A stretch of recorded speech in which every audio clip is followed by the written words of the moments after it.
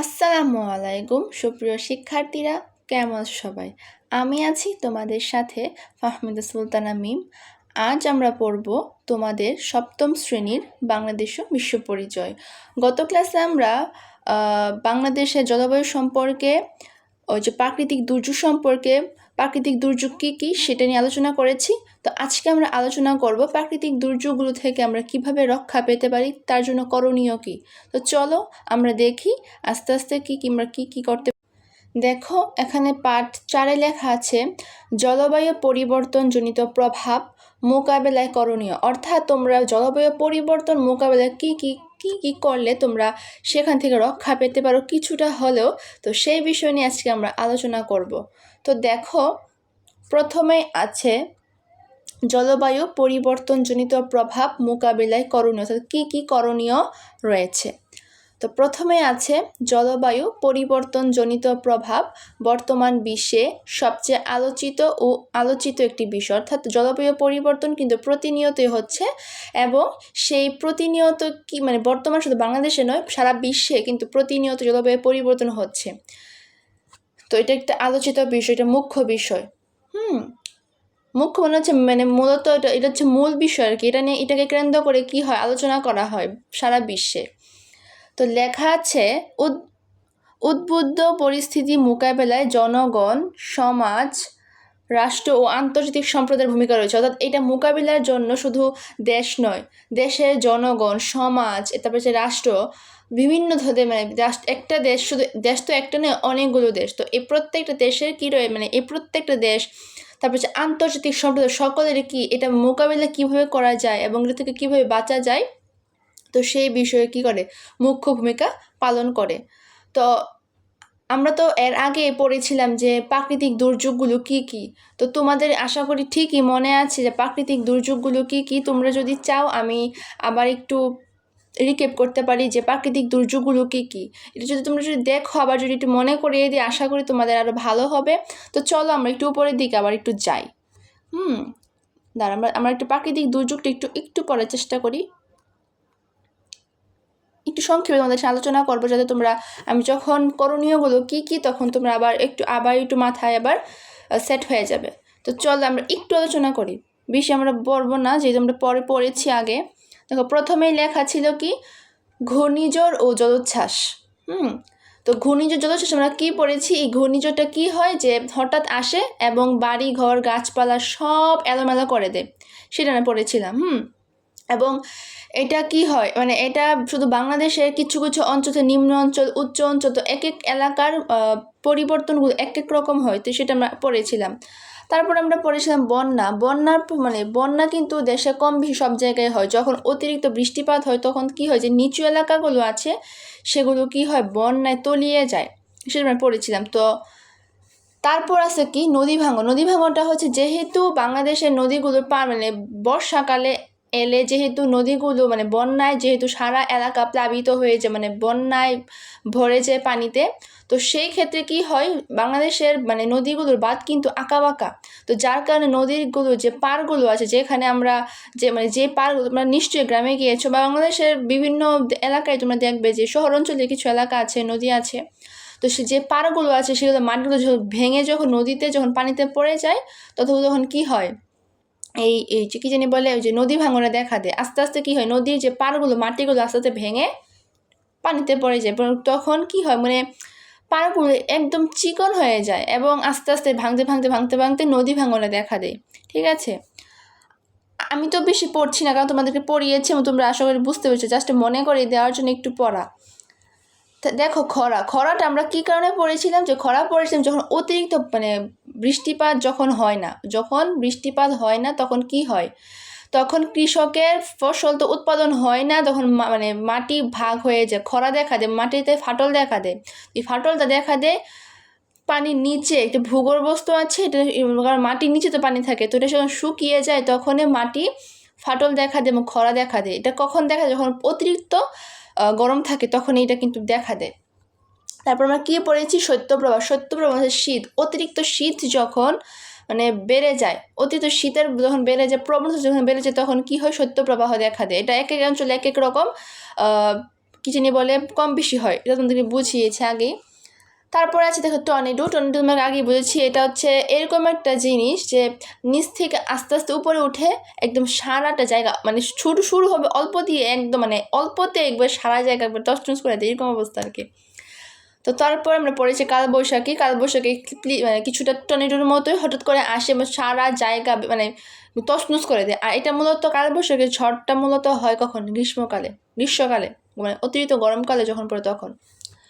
তো এই আর কি। তো আশা করি তোমরা বুঝতে পেরেছো যে এক এক জায়গায়, আর আমি মনে করবো যে না তোমরা এই প্রত্যেকটা প্রাকৃতিক দুর্যোগগুলো ভালোভাবে পড়েছো, আর এগুলো যখন ভালোভাবে পড়া হবে এখন যখন আমি তোমাদেরকে বলবো যে এটার মোকাবেলা কী এবং এটা করণীয় কী, তখন তোমরা নিশ্চয়ই বুঝতে পারবে। তো চলো আমরা কথা না বাড়িয়ে একটু শুরু করি, আমরা করণীয় কী করতে পারি। তো এটাই করণীয় যে আমরা এখন পড়বো যেটা করণীয়টা কী। তো প্রথমে আছে কি ঘূর্ণিঝড়, টর্নেডো, কালবৈশাখী ঝড় মোকাবেলা করণীয়। যেহেতু ঘূর্ণিঝড়, টর্নেডো, কালবৈশাখী এটা বাতাসের মতো, তো তিনটা প্রায় কাছাকাছি, সেম বলা যেতে পারে, তো তিনটা প্রায় কাছাকাছি। তো লেখা আছে ঘূর্ণিঝড় আছে, টর্নেডো আছে, কালবৈশাখী আছে। তো এটার জন্য আমরা কি কি করতে পারি? প্রথমত আছে কি আবহাওয়া বিভাগ থেকে প্রচারিত পূর্বাভাস ও সতর্কতা মেনে চলতে হবে। যেহেতু এটা বাতাসের মতো হয় এবং একটা অঞ্চলে থেকে এবং মানে যেহেতু এটা বাতাসের মাধ্যমে শুরু হয়, তখন কিন্তু সতর্কবার্তা যারা আবহাওয়াবিদ তারা কিছুটা হলেও আন্দাজ করতে পারে যে না মানে ঝড় বইতে পারে। তখন তারা কী করে কিছুটা পূর্বাভাস দেবে, কিছুটা সতর্কবার্তা দেয় যে তোমরা যদি এই নিয়মগুলো মেনে চলো কিছুটা হলেও রক্ষা পাবে। আসলে পুরোপুরি প্রাকৃতিক দুর্যোগ মোকাবেলা করা যায় না, কারণ কি জানো, মানে বাংলাদেশে যেই পরিমাণ প্রাকৃতিক দুর্যোগ থাকার কথা সেই পরিমাণ প্রাকৃতিক যেই পরিমাণে গাছপালা থাকার কথা সেই পরিমাণ গাছপালা কিন্তু বাংলাদেশে নেই। বাংলাদেশের কিন্তু 25% বনাঞ্চল থাকার কথা, সেই তুলনায় 17% প্রায় অনেকটাই কমে গেছে। তো অতিরিক্ত যদি গাছপালায় না থাকে তাহলে তো মানে প্রাকৃতিক দুর্যোগটা মানবদেহের উপরে প্রভাব ফেলবে। কারণ কি যখন প্রাকৃতিক দুর্যোগ আসে তখন কি গাছপালার মাধ্যমে সেটা দুর্যোগটা বয়ে যায়। যখন গাছপালা না থাকে তখন মাটি ফাটল দেখা দেয়, নানা ধরনের প্রাকৃতিক দুর্যোগ এবং মানুষের যানবাহনের অনেক ক্ষতি হয়। তো এইটাই বলছে যে মানে সবটা তো নিরাময় করা সম্ভব না, তো কিছুটা তো করা সম্ভব। তার জন্যই বলছে যে আবহাওয়া বিভাগ থেকে প্রচলিত পূর্বাভাস আগে থেকে যেটা ঘোষণা দেওয়া হয় এবং সতর্কবার্তা মেনে চলা, এটা করলে কিছুটা হলে আমরা কমাতে পারবো। তারপর আছে বাড়ির আশেপাশে গাছ লাগানো। এই যে এখন বললাম যে বাংলাদেশে যে পরিমাণ গাছ থাকার কথা সেই পরিমাণ গাছ বাংলাদেশে নেই, যার ফলে কি হয়, যার ফলে প্রাকৃতিক দুর্যোগটা মানে বেশি আকারে আমাদের উপর প্রভাব ফেলে, মানুষের উপর প্রভাব বিস্তার করে। তো এটাই বলছে যে তার জন্য আমাদের কী করা দরকার, বেশি বেশি গাছ লাগানো দরকার। তারপরে দেখো আসছে যে গ্রিন হাউস গ্যাস গ্রিন নিয়ন্ত্রণ করা। যেহেতু বাংলাদেশে গাছপালা কম সেই পরিমাণ কার্বন ডাইঅক্সাইডের, যেহেতু বাংলাদেশের জনসংখ্যা প্রবণতা বেশি, তো সেই কারণে কি কার্বন ডাইঅক্সাইডের পরিমাণটাও বেশি। গাছপালা থেকে আমরা অক্সিজেন পাওয়ার কথা, সে তুলনায় আমরা কী করতে পারি না, অক্সিজেন পাই না। এবং মানুষের বেশি থাকার কারণে মানুষ থেকে কি হয়, কার্বন ডাইঅক্সাইড বের হয়। তো এই কার্বন ডাইঅক্সাইড কোথায় যায়, গাছের কাছে তো যায় এবং গাছের শোষণ করে। তো যেই জায়গায় গাছই নেই তো শোষণ করবে কে, তো সেই কারণে কি হয় গ্রিন হাউস গ্যাসটা বেড়ে যায়। তো এটাকে নিয়ন্ত্রণ করতে হবে এবং তার জন্য কি করতে হবে, বেশি বেশি গাছ লাগাতে হবে।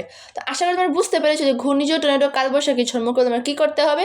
আমার সাথে সাথে পড়ো আবহাওয়া বিভাগ থেকে প্রচারিত পূর্বাভাস সতর্কতা মেনে চলতে হবে। তারপর বাড়ির আশেপাশে গাছ লাগাতে হবে, গ্রিন হাউস গ্যাস গ্রিন নিয়ন্ত্রণ করতে হবে। ঠিক আছে, আশা করি তোমরা বুঝতে পেরেছো কি বলেছি। তারপরে দেখো আছে বন্যা মোকাবেলা করণীয়, অর্থাৎ বন্যাকে আমরা কিভাবে নিয়ন্ত্রণে আনতে পারি কিছুটা হলেও। কারণ পুরোপুরি নিয়ন্ত্রণ সম্ভব না, কারণ মানে কিছু দুর্যোগ আছে পূর্বাভাস দেওয়া যায়, মানে ভাবা যায় যে ওইরকম হতে পারবে। কিছু দুর্যোগ আছে যে হঠাৎ করে আসা পড়ে, তো এগুলো তুমি মোকাবেলা করতে পারবে না। তো কিছুটা যদি জানা থাকে, তুমি কিছুটা নিজের থেকে জানো যে সে তুলনায় তুমি একটু কিছুটা হলেও রক্ষা পেতে পারো। তো দেখো বন্যা মোকাবেলা করণীয়টা কি। প্রথমে আছে বাঁধ নির্মাণ করা। এই যে বাঁধ নির্মাণ করা জিনিসটা কি, যে বললাম না বাংলাদেশের নদীগুলো কিন্তু কি, তো দেখো বাঁধ নির্মাণ করার বিষয়টা আশা করি বুঝেছো। তারপর আরও ভালোভাবে বোঝানোর চেষ্টা করছি।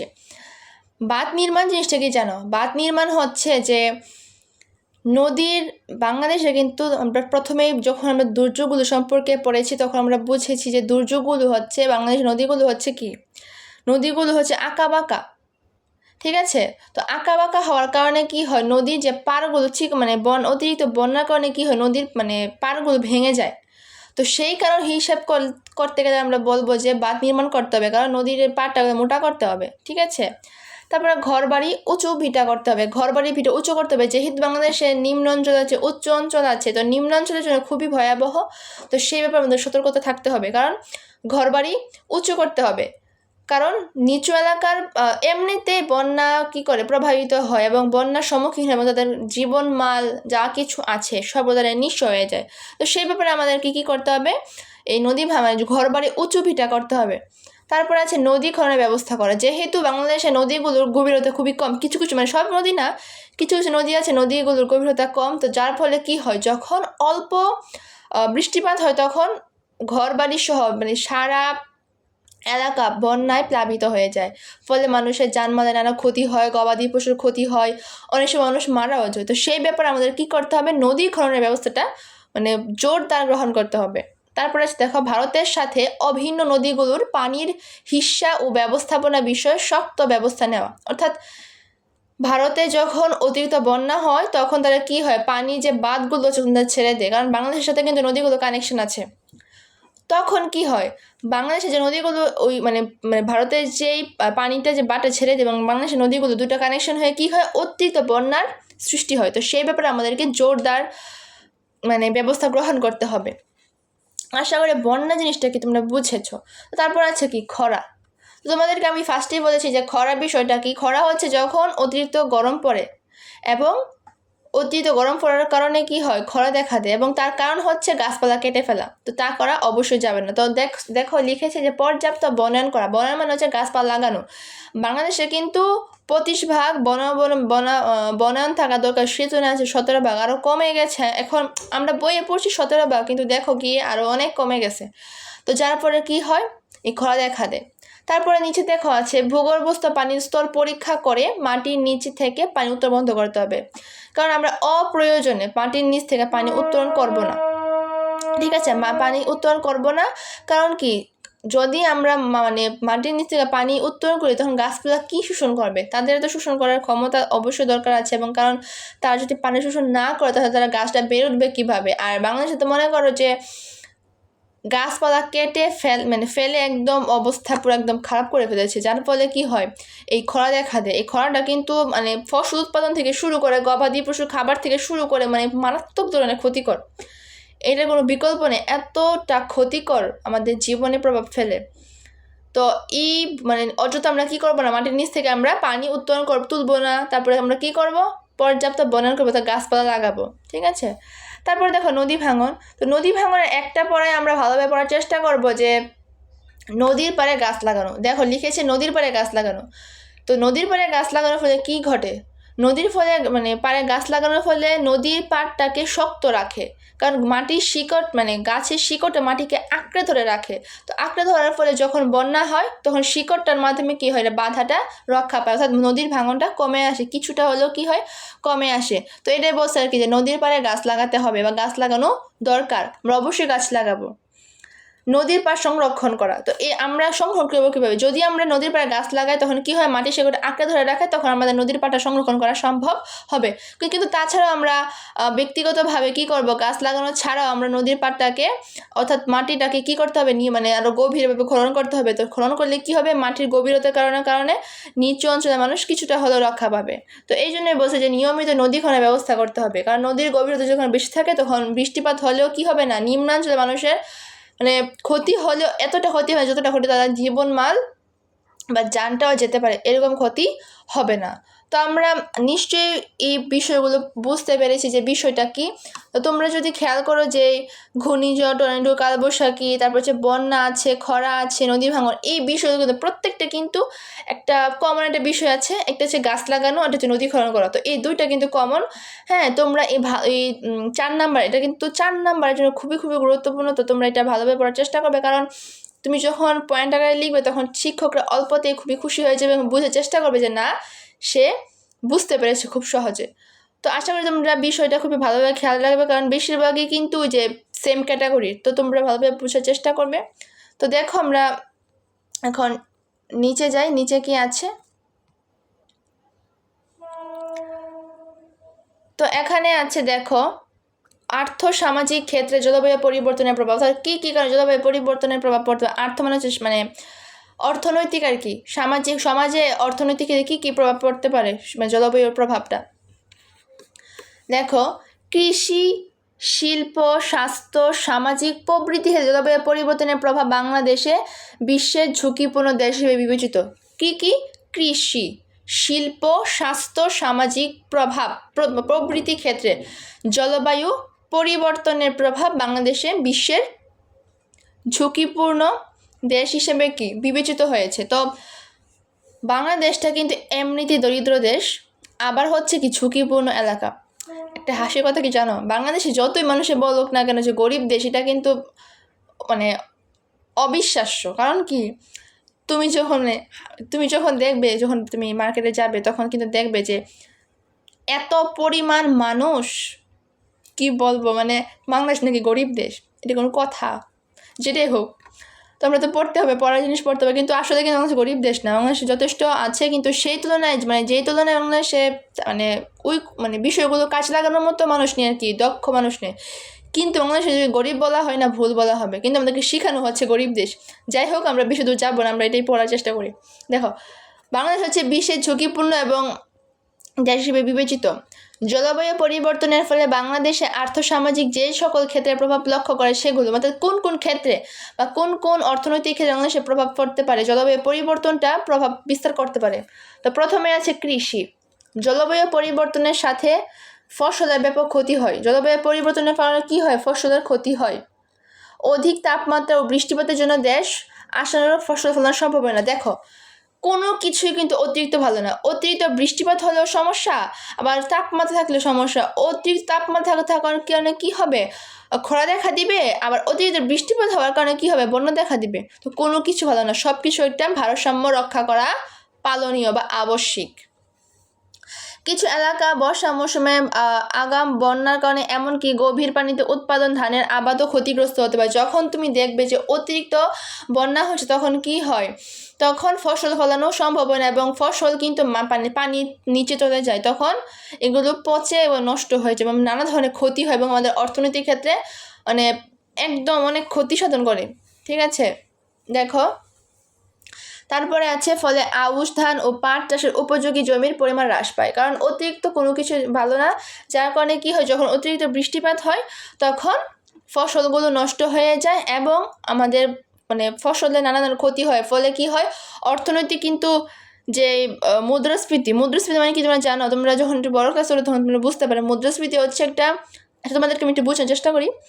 মুদ্রাস্ফীতি হচ্ছে তখন দেখবে যে চাহিদা বেশি, আমরা জিনিস কিনবো, চাহিদা বেশি, কিন্তু এটার সেই তুলনায় জোগাড় নেই। জোগাড় মানে কি? মজুত করা নেই। সেই তুলনায় কী হয়? মুদ্রাস্ফীতি দেখা দেয়।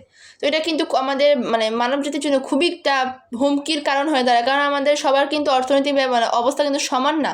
তো অর্থনৈতিক ব্যবস্থা সমান না হওয়ার কারণে কি হয়, এই অর্থনৈতিক ভারসাম্য কখন নষ্ট হয়? যখন মানে চাহিদা তো ফসল উৎপাদনটা হয় না।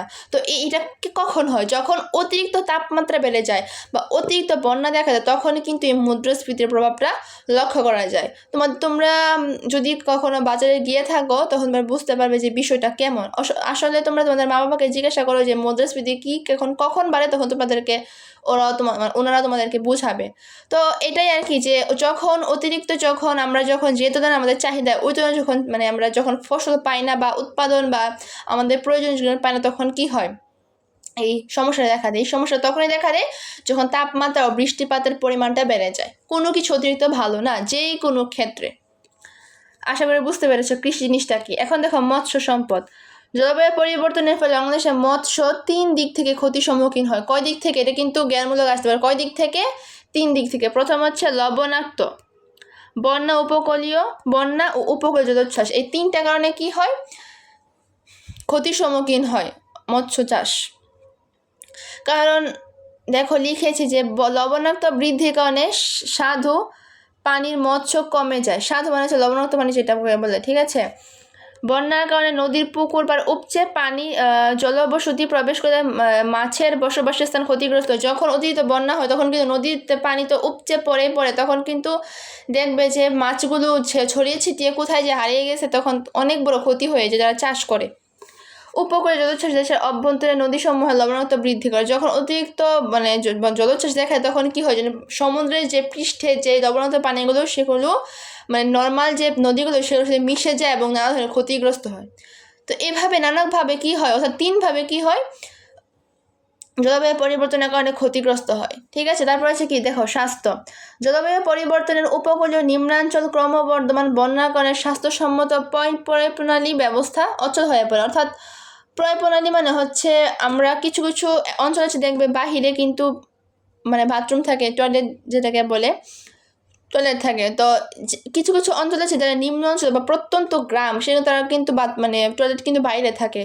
তো যখন অতিরিক্ত যখন বন্যা হয় তখন টয়লেটের যে ময়লা আবর্জনাগুলো আছে না, সেই ময়লা আবর্জনা নদীতে একদম মিক্সড হয়ে যায় এবং পানির সাথে মিশে যায়। তো তখন আমাদের মানুষ মানে স্বাস্থ্যের অনেক ক্ষতি সাধন করে। তো এগুলো তো আসলে কি বলবো, তো এগুলো মানে অচল হয়ে পড়ে আর কি। যেখানে তো ফলে যেখানে ছোঁয়াচে রোগের বিস্তার প্রভাব, যখন এই ময়লা আবর্জনা যখন পানিতে মিশে তখন তো আমরা বুঝি না, ঠিক আছে না, তো তখন আমাদের কি হয়, স্বাস্থ্যের নানা ক্ষতি হয় এবং আমরা অসুস্থতায় ভুগি আর কি। তো হচ্ছে কথা। দেখো, শিল্প, মনোযোগ দাও। শিল্পের প্রধান উপকরণ হচ্ছে কাঁচামাল।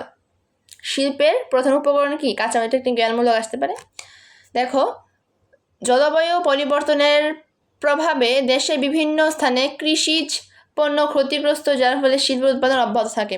অর্থাৎ কৃষি কি মানে কিছু কিছু জলবায়ু পরিবর্তনের হয় দেশে যে কৃষি যে পণ্যগুলো সেগুলো তো তারা পায় না, কারণ জলবায়ু পরিবর্তন করে সেগুলো তো ধ্বংস হয়ে যায় বা ক্ষতিগ্রস্ত হয়, তখন শিল্পেরও নানা ধরনের কী হয়, ক্ষতির সম্মুখীন হতে হয়। তারপর দেখো, সামাজিক। জলবায়ু পরিবর্তনে দেশে বৃষ্টিপাতের পরিবর্তন লক্ষ্য করা যায়। জলবায়ু পরিবর্তনে কি হলে কি হয়, বৃষ্টিপাতের পরিবর্তন লক্ষ্য করা যায়, কারণ এক এক সময় এক একটা পরিবর্তন দেখা দেয়। কিছু কিছু অঞ্চল দেখবে শীতকালেও কিন্তু বৃষ্টিপাত হয়, কখনো শুনেছ শীতকালে বৃষ্টিপাত হতে? কারণ অতিরিক্ত গ্রীষ্মকালে বৃষ্টিপাত হয়, যেটা আমরা সচরাচর জানি। কিন্তু কিছু কিছু কিছু ক্ষেত্রে দেখবে এই বর্ষাকালেও এমন এমন মাত্রায় বৃষ্টিপাত হয়, মনে হয় যে কালবৈশাখী ঝড় বইবে, এরকম অবস্থা।